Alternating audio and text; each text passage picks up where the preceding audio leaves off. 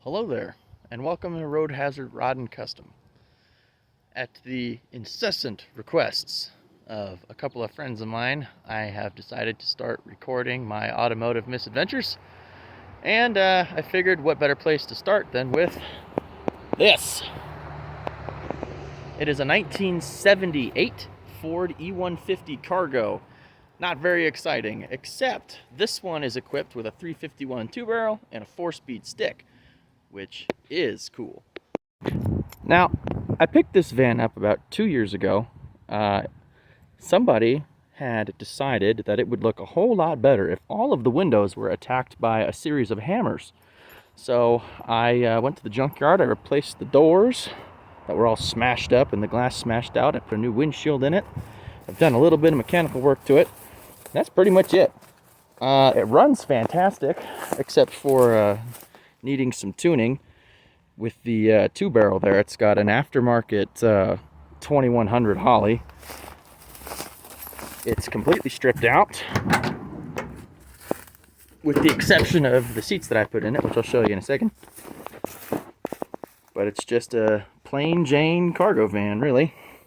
Now, the reason I decided to work on this today is because I just sold it.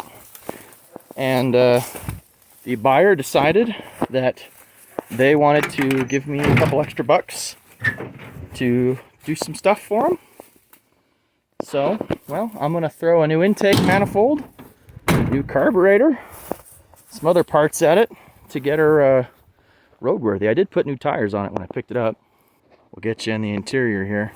These seats are out of a 90s Chevy Explorer van, which is why they're like the plushest, softest leather seats you ever did see.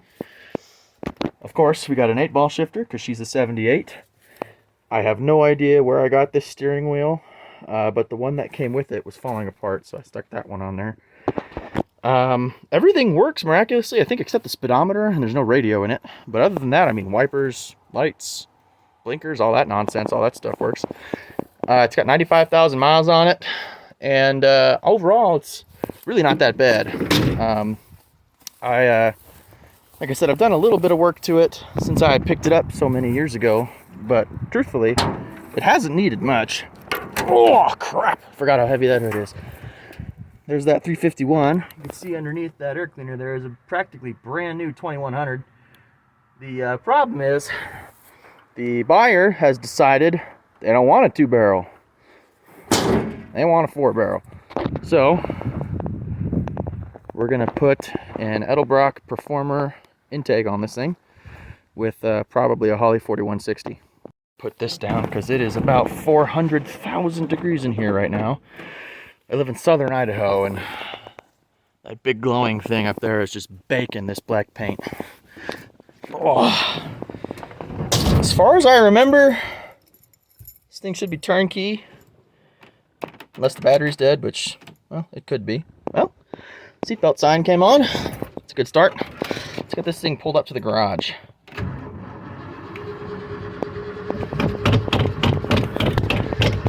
I almost forgot about the foot gas pedal. All the gas probably evaporated out of the carburetor.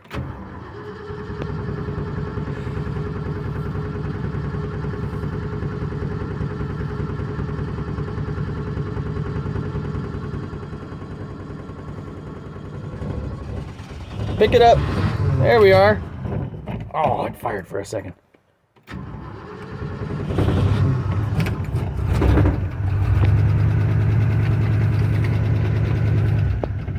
There we go. Runs great. Get all those leaves off of there.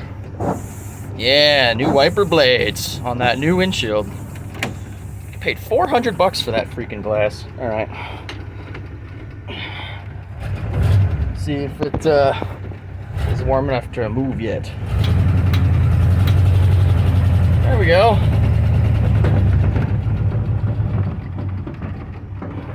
There's my charger over there. Which reminds me, if you guys see any other of my cars in the background and you're like, damn, make a video on that, let me know in the comments. Because I'm more than happy to oblige. I like showing off my stuff. Like this, currently in my driveway, my 70 Fury convertible.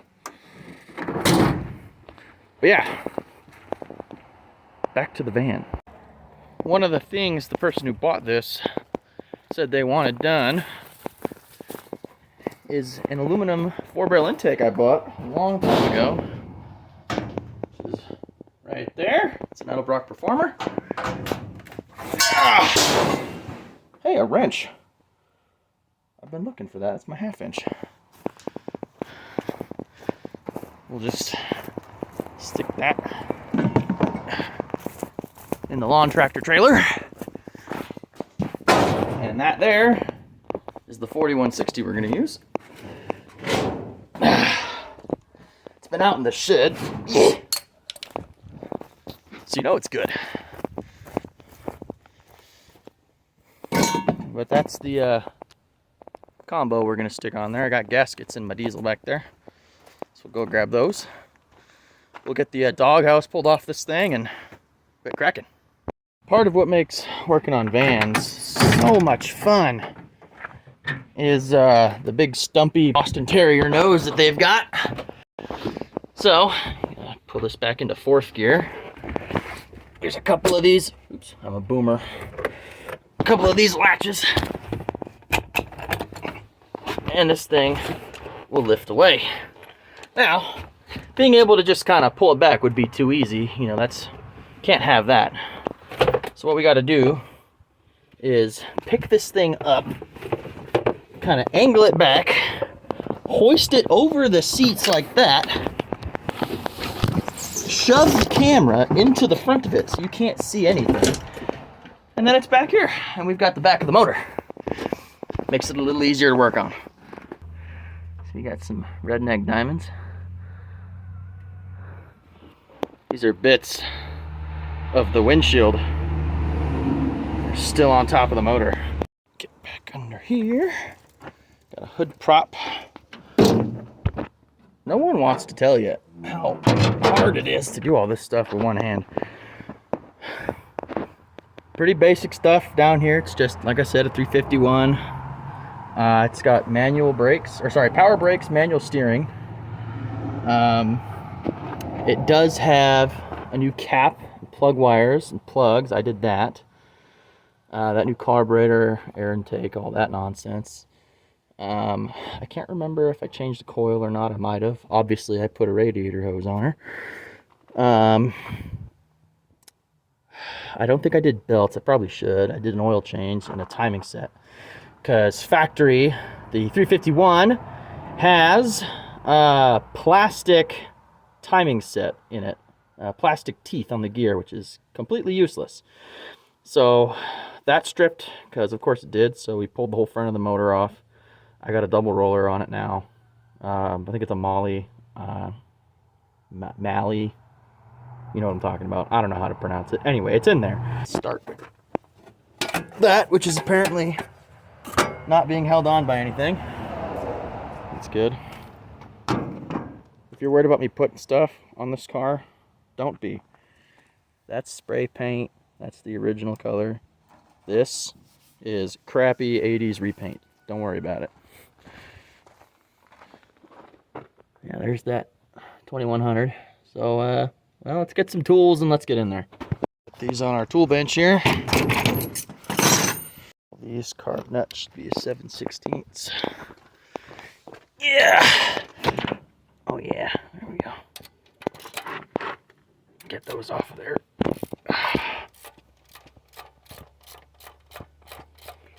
It's a great view of my forearm, isn't it? See all my arm hair glistening in the sun. The good news is, you know, there's 4 of these, so when I'm going back and editing this, I can watch myself do this for a long time. First one. The one thing I actually kind of like about these is they got this kind of trough right here that's totally removable. So like when I did the front end of this engine, you take these like 8 bolts out, and the whole where'd it go? There it is.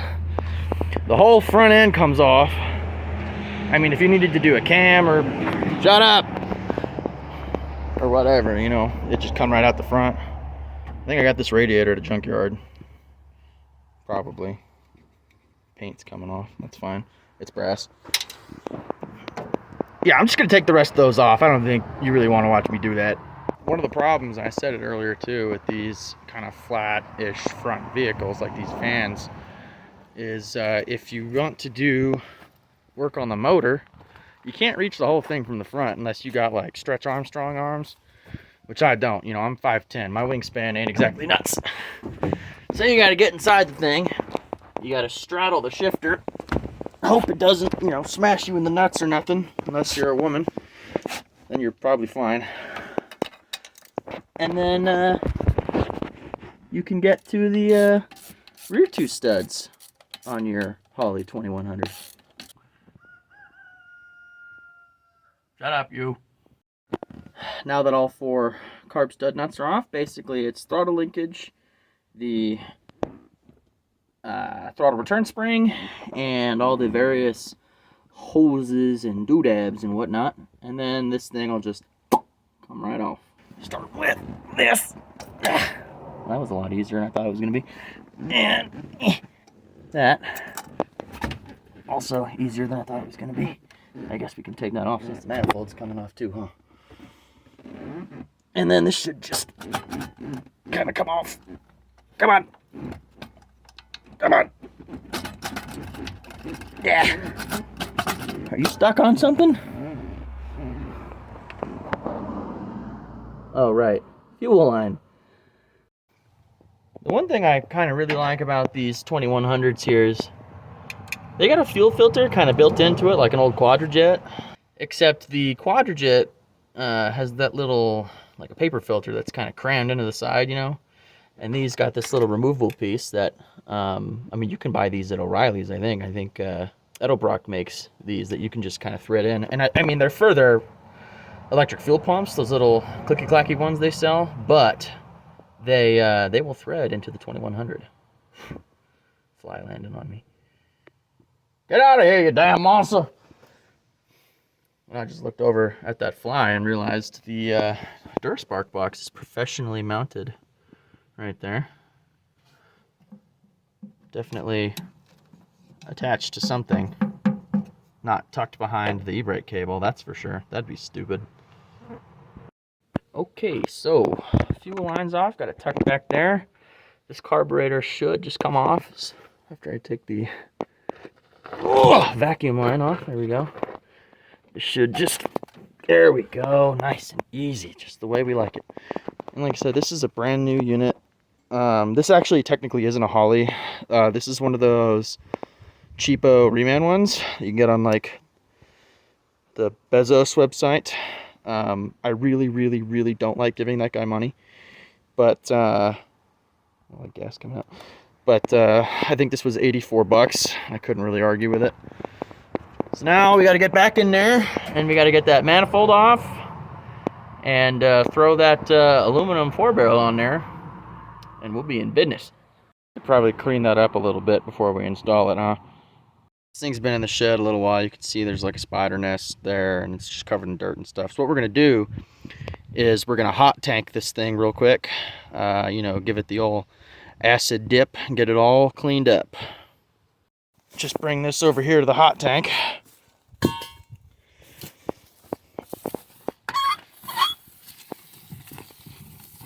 Hot tanking, hot tanking, hot tanking. All right, she's fresh out of her acid bath. We'll let this dry out while we take the old one off. We'll clean up all the gasket surfaces. We'll go ahead and throw it on there. So we've got the intake on the workbench there, drying off. We'll head back into the van and we'll get that old one ripped off. Man, I am covered in Acid dip juice, huh? Definitely not hose water. Shut up! Hooligans. One thing we are going to have to remember is we're going to need the coil bracket, the throttle cable bracket, the temp sensor, and all the little like bits and bops and doodads that bolt to the top of this thing, because if you guys recall from the brief show you saw earlier, this thing's naked. So we're going to need all the brackets and connections, and we're also going to need the coolant outlet, the thermostat housing, that one, off of the old manifold. So we'll get that off, and hopefully by the time that's all done, we got all that stripped. This will be the rest of the way dry. It's only been about 10 minutes and it's already pretty much good to go. So a little bit of water in here is not going to be a problem. It'll just get shot out the exhaust anyway. I'm not really worried about it. If this thing was literally like full of water and then we stuck it on the motor, yeah, that's a problem. But, you know, a couple of drips coming out of this, not an issue. I know it's kind of a pipe dream, but yeah, it's 1/2 inch. Man, I need 2 sockets.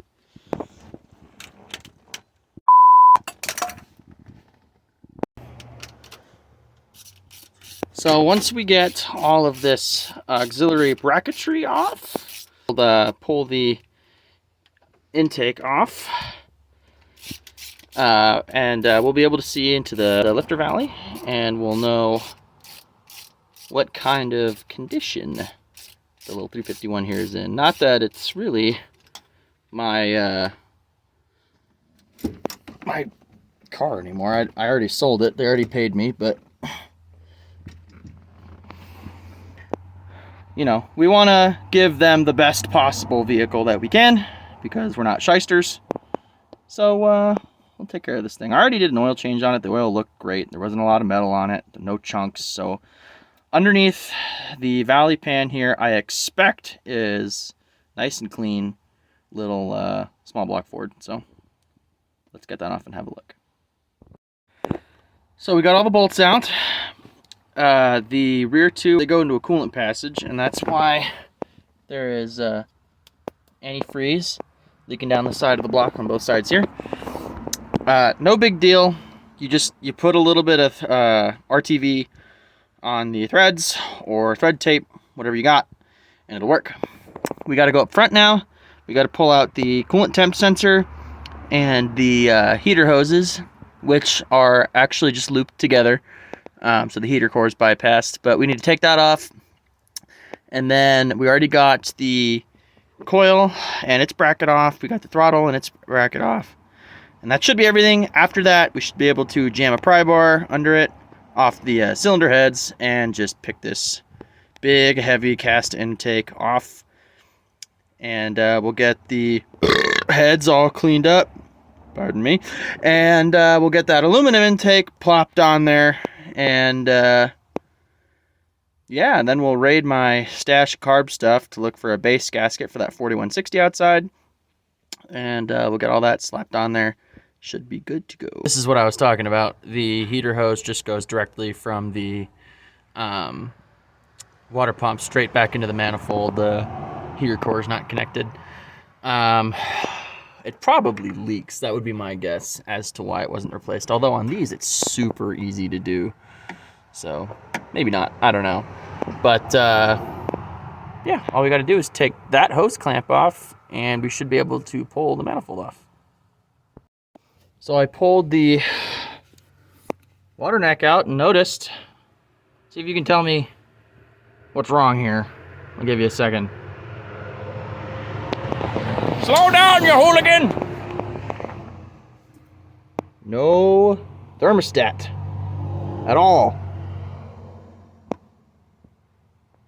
I think I have one in the garage. It's not a big deal, but when you do that, the water goes through the radiator too fast. Sometimes you have troubles keeping cool in hotter temperatures. It never got hot.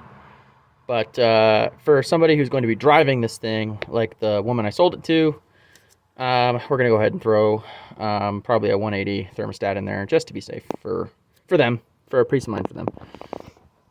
I am so sweaty in here. It's 100 degrees today. I parked in the shade. It's not helping a whole lot, but got mountain sodas. How about that? Is that satisfactory? Not really. I wouldn't be satisfied. Don't say yes. Don't lie to me. How's that? Is that okay? Hope so, because that's what we're doing. Deal with it. I'm the one with the camera. Never understood all this emissions crap they put on these things, man. Alright. Let's get this 900-pound manifold off of here. Give myself a hernia. And then spend the next 20 years crying about it. Oh, I forgot about the valley pan on this thing. Underneath. Try not to spill any of the coolant off the top of this thing into the motor, but I will happily dump it onto my driveway instead. There we go. Ooh, one of the carb nuts. Alright, there it is. It's a manifold. Oh man, this thing's mint. Don't worry, I'll get you in here as soon as I get this manifold out of the way. But this engine looks just dandy in there, so good news. I have a bad back from my days in the Army. Oh, so doing this kind of stuff feels great. Get out of here, you damn monster! Oh, holy sh**. Alright. Hold on, I'm gonna clean my hands and then I gotta show you something. She's been collecting some oily exhaust dirt for a while underneath the valley pan there. Good God.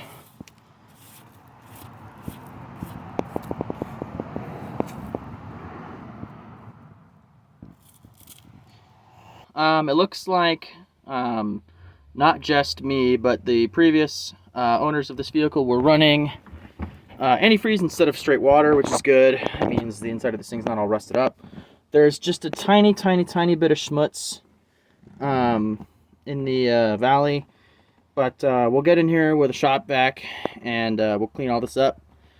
We'll get in here with a scraper, clean all of these gasket surfaces, do the same on our intake. The one thing we're not gonna do is what these people did, which is why there's so much oil on the back of this motor, which is we're not gonna use those little rubber or cork doodads that go on the back of this thing, because they suck.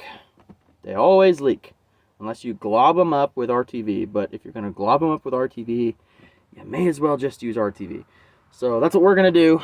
But yeah, we'll get in here, we'll get all this nice and clean ish, and then we'll go ahead and stab that new intake on, get this thing together.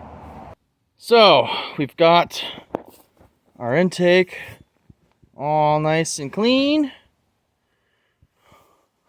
We're gonna go ahead and prep the rest of the motor, and then we'll get the gaskets and get this thing thrown on there. All right, I got it all gooped up. I've got RTV around all the water jackets and on the front and back wall. I don't really know where to put this so you can see me do the plop. I'm gonna try and like balance it over here. All right, we're gonna try.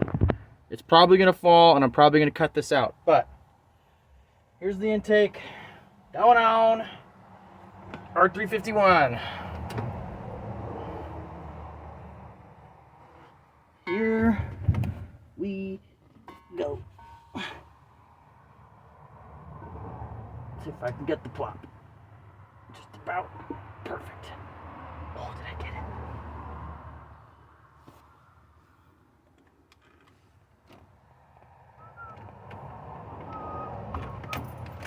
I can't tell.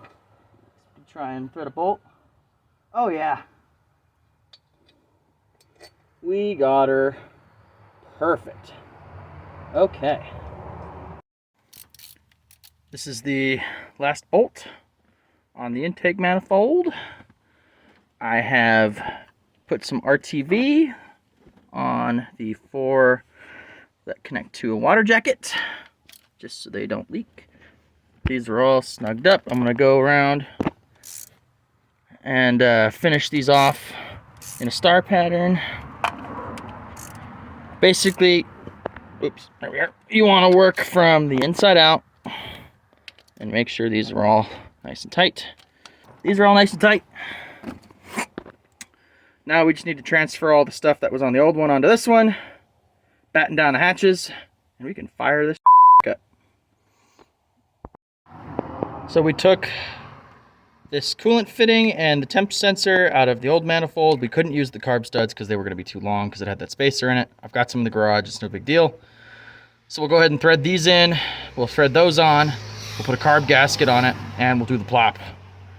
And we should be able to fire this guy up. Well, we have to do that too. And I think I have one of these gaskets and I know I have a thermostat. But if not, there's a parts store in town about 5 miles away. My neighbor is a farm, but yeah, we'll run into town and do that, and I think we'll be all right. But I might even have one, so I'll go check my stock. But okay, we got the temp sensor in and hooked up, no drama there. However, with this fitting, because this is a taller dual plane than factory, this will not thread in at all.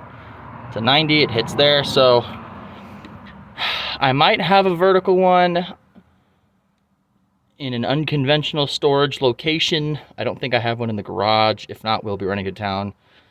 And if we are, well, I may as well just get the gasket. So let's see if my unconventional storage location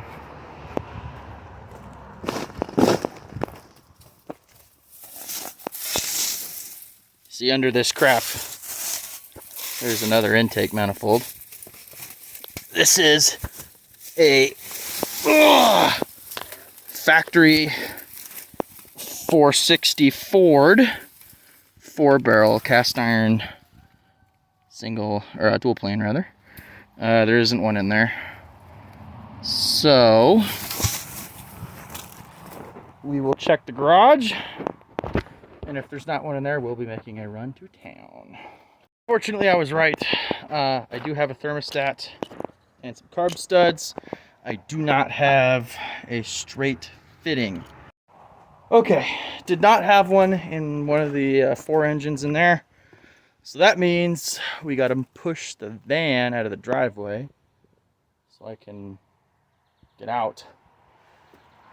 Which means probably we'll shut the doors, put it in neutral, and I'll just hook a chain to the lawn tractor and we'll drag it back so I can get the diesel out. Alright, we've got an axle strap around the bumper, hacked to the lawn tractor. That's probably not going to be able to pull it. But we'll try anyway, why not, right? Let's just do it. Let's just send it. Nice and slow. Oh, holy shit. I cannot believe this is working.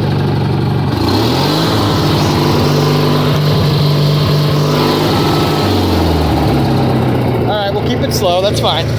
I just, look at us. We're trucking.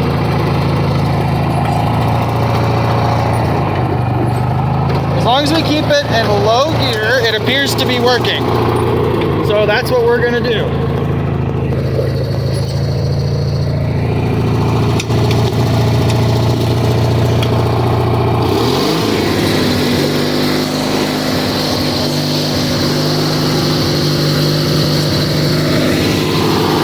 I take it back, it's no longer working. So it was too much for the tractor because, I don't know, it's garbage. Anyway, it's hooked up to the truck now, so let's get it out of here. So we got the van moved forward, but in doing so, we kind of sandwiched ourselves between the Javelin, the Charger, and the van. I care a lot less about the van, but I left myself just enough room to get out, so yeah. See. Oh boy. There we go. We're fine. Now we're gonna run to town, get some parts, and we'll be back. This is a pretty normal occurrence for this particular parts store. One of the old timers that works the counter has a 41 Ford with a flame job. It's pretty slick. The local O'Reilly's had exactly what we needed in stock, so we can run home and get that stupid thing together. I think I have everything else. If I don't, I'm going to cry, but that's fine, because, you know, whatever. But we'll slap this thing together, get it all buttoned up, let everything dry that needs to dry, and then we can fire it up and see how it runs with the new 4-barrel.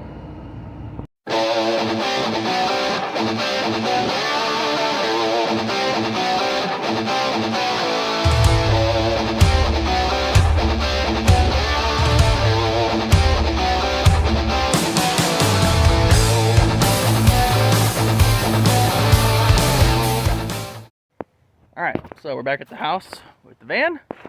However, it's looking pretty stormy. I can hear thunder rolling in from that way, and I saw rain on the way in. So I think I'm actually going to pack it in for tonight, and we will pick this up tomorrow.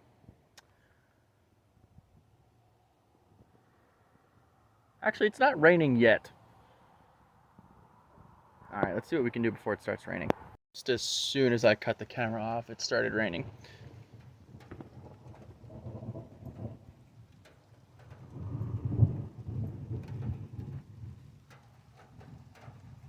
Okay, we're going inside. I really thought we could get more done today, but that's fine. That's okay. Really close up on my face there for a second. We can finish this tomorrow, unless it rains tomorrow, and we'll finish it Saturday. But I think that's it for tonight. I'm gonna pack it in, and I will see you guys. Well, actually, for you, it'll be instantaneous. Oops, need my sunglasses. Wow, it is really fat rain. Wow, wow, it's coming down already. Holy shit. Okay, all right, okay, all right. Oh my God, there's tools and parts over here. Oh God, okay, all right.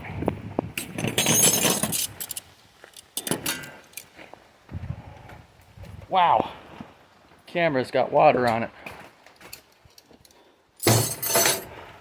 Okay, it started raining way faster than I thought it was gonna, which kind of sucks. I really thought we'd be able to at least get the water neck on and whatever, but that's fine. We can do it tomorrow, unless it rains tomorrow, in which case, like I said, we'll do it Saturday. No big deal.